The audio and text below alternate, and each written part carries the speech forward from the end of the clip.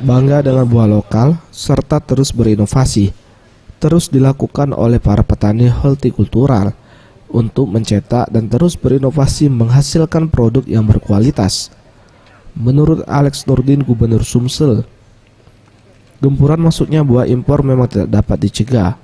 Kualitas buah lokal menurutnya masih cukup baik dibandingkan buah impor. Namun yang menjadi permasalahan adalah untuk buah tertentu seperti duku dan duren tidak dapat berbuah sepanjang tahun. Hal inilah yang harus dilakukan para petani untuk dapat berinovasi membuat buah tersebut dapat berbuah dan tersedia sepanjang tahun, agar masyarakat dapat memilih buah lokal sebagai konsumsi.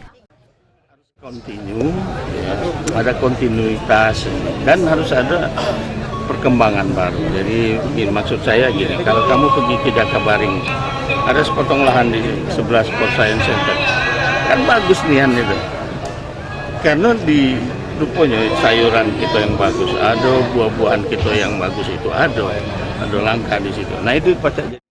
Sementara itu, Hartojoyo, Wali Kota Palembang, mengajak masyarakat untuk mulai menanam buah-buahan di perkarangan rumah.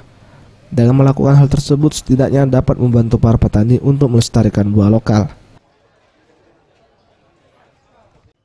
Marilah kita manfaatkan pekarangan kita, ada yang kosong kita tanam, ya. Ada ilmunya dari IPB, ya.